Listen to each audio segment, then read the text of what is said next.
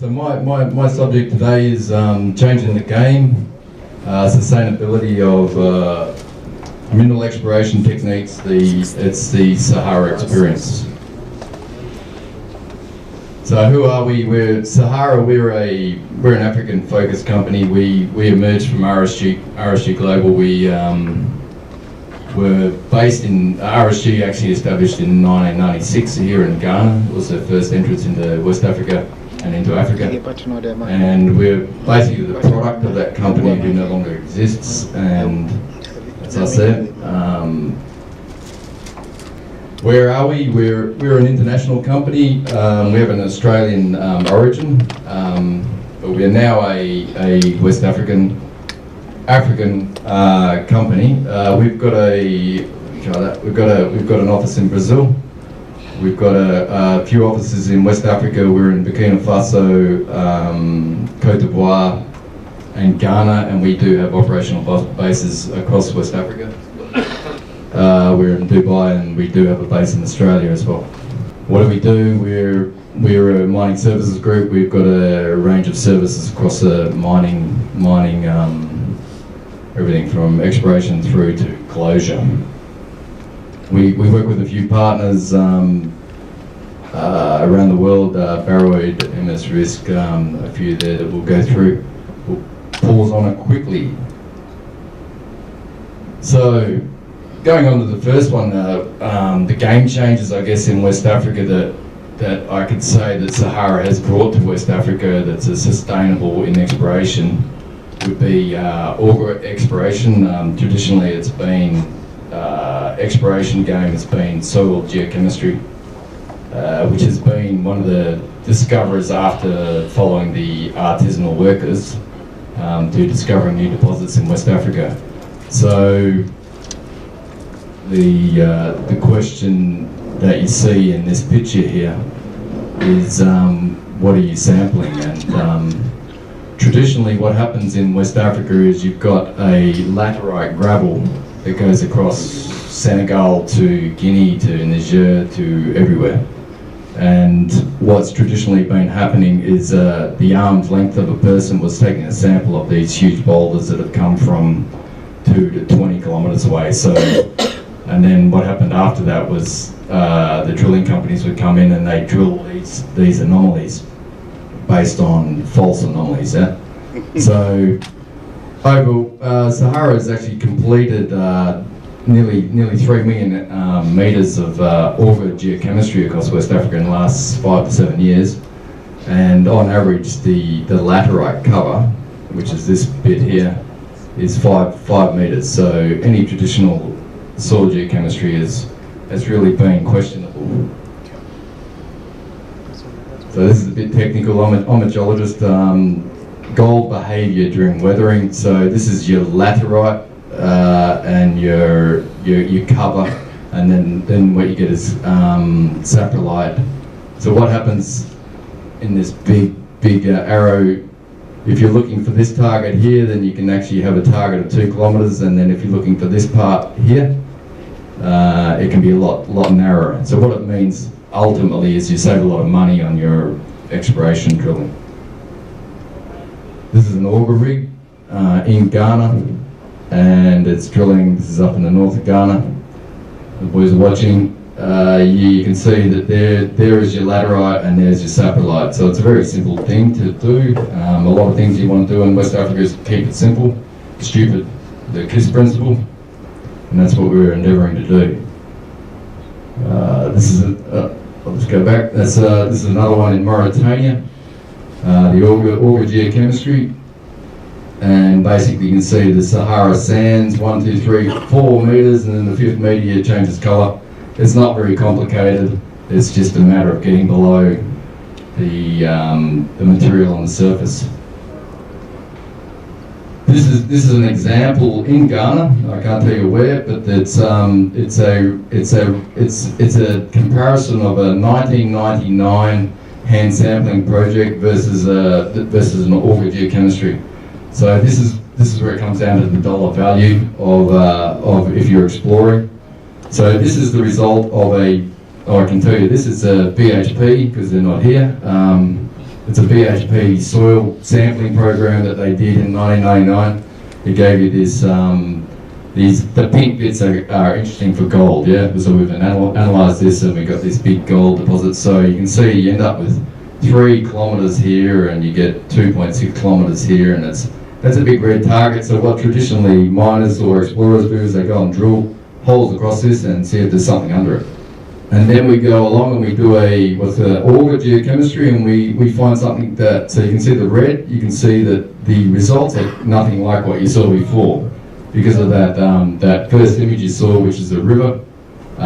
So I can tell you that BHP spent $3 to $5 million drilling this bit here and this bit here.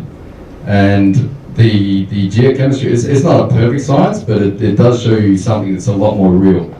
So you can see something that sits in here, which is a 3 kilometres by 150 metres, and I can tell you there's 1 million ounces sitting there in that position there, and BHP wasted $5 million on those other parts there. So it's a very simple game changer for West Africa. 3 million metres later, and a number of discoveries, gold discoveries in West Africa, and this is pretty much a standard. It's still, soil geochemistry is still being applied by some companies, but I can tell you that in our experience it's not the case. Another game changer in West Africa, which Sahara has been involved in, has been a pioneer, I guess, is the XRF, the handheld XRFs. We're an agent. We've got Osmond down the back here if you want to buy one. Can't see him. But basically, XRF, you can pull the trigger with this thing, and in 60 seconds you'll be able to tell semi-quantitatively what the grade of it is. So I can pull the trigger on the wall over here, and I can tell you what the lead content is in the paint. It's pretty spectacular technology. It's now in your hands, and you can buy one. There's a lot of companies using them now, and from an exploration perspective, you don't have to analyze. It doesn't work very well for gold, because gold, if you understand gold, it's very low level. But for everything else outside of that, every other element which can actually trace you to gold, it's a sustainable exploration technology, and I encourage you all to get on it if you're not. The XRFs also have a lot of advantages in anything. Yeah, there's they use them for analysing imports to check if the Chinese are sending us lead-based children's toys and stuff. So you can try them for what they're worth. Another technology that we've been directly involved with is UAVs. We now have a number of UAVs across West Africa that we provide to our clients. I can tell you about our Sahara 2015 experience. We brought them in 2015 as a 46-second experiment. It's the quickest $20,000 of my life that I've ever wasted. The first UAV took off, flew around in a semicircle, and then crashed right in front of me. And I filmed it, but I'm not going to show anyone because the people in that we brought people from Australia to train us up. And so innovation and new technologies is never ever simple, and that's just an experience. But since then, we have actually we've continued on. We're now producing that for our clients as they need it. You can get 5 centimetre topo from UAVs. It's really opened up surveying. We do end-of-month surveys for companies in Burkina Faso, Mali, Côte d'Ivoire. The limitations of UAVs, apart from taking pretty pictures and doing all the nice stuff, technically they've got a huge potential. I guess what's the next step with the UAV? People are talking about hanging LiDARs and magnetometers and radiometrics and other techniques that usually cost a lot of money. I wouldn't be racing out there straight away because UAVs crash, as I told you at the start, and if you hang a $100,000 LiDAR bit of equipment under them, you'll be very upset, not just upset with your toy. Another another thing that we're working on in Sahara, we're an agent for Digital Globe. This is Digital Globe down here. They have satellites in the air. They're flying around you. They can take photos of you if you're sunbathing naked in your backyard. Be careful. Or they can actually do useful things as well. So Digital Globe are the people that supply the images to Google Earth. So you can see them free if you want, but if you want to get the high quality stuff and get more information, then we're an agent here in West Africa. There's one that I'd like to point out for the exploration. I think this is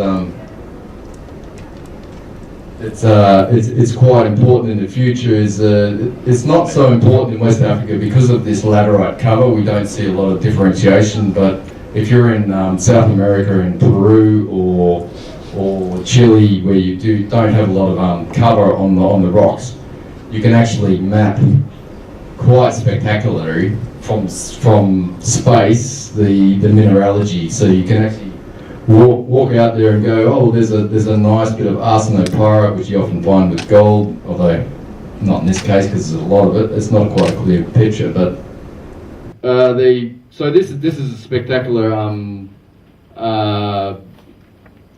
tool at your disposal. You can actually book time on a satellite and get the satellite to come over your project and take photos, and you can do very big areas. You can do countrywide mapping with this, and it saves you a lot of money. I mean, you know what it costs to mobilise an aeroplane, that if you wanted to do this stuff, or you can just tell them to shoot the jets and they'll move it over to Ghana and take some photos of you. So that's the WorldView 3. There's a WorldView 4 which has been launched now, so it's going to be even better. Another big application of satellite imagery that I have presented to the ministry here in Ghana. It's also been presented to the Côte d'Ivoire government. Is the application for illegal mining. So the basic concept is if they've been mining, they're taking out the trees, and it's been environmental degradation. So you can see that. So if you take a photo this month and then next month there's something else that's missing, you can see this is actually WAIC. You can see all this stuff here. It's pretty simple stuff. If that gets bigger, then you know the guys are active. You can actually book in on a monthly basis with the satellite. If the government so wishes to pay for the privilege, then they can come along and follow up on new white bits. It's part of, and then they can send some people out to check out what's going on in that area. So it's a big brother looking down on you, and it's got applications, and I think it could be utilised. We've presented this to the Minister of Mines here in Ghana, and I think it's a lot more effective than sending out masses of military. I mean, you need to send them out when there's a problem, but if they know that you're checking on them, then they won't be. They know they can't hide. You can see trucks. You can see people sunbathing nude in their backyards. It's powerful stuff, and it's a lot cheaper than traditional methods.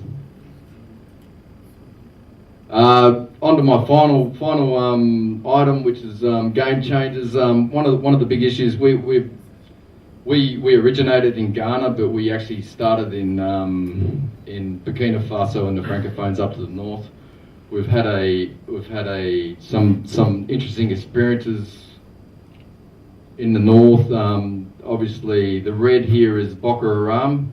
This area here, this is Al Qaeda. The red means terrorist attacks. Green is civil unrest. Kidnapping is black, and then we've got a blue, which is armed robbery. We formed a joint venture with a company called MS Risk. They're a security group that have monitoring of events that happen around the world, and they provided us this data, and being a geological group, we put that into a SQL database for them and put it onto a map.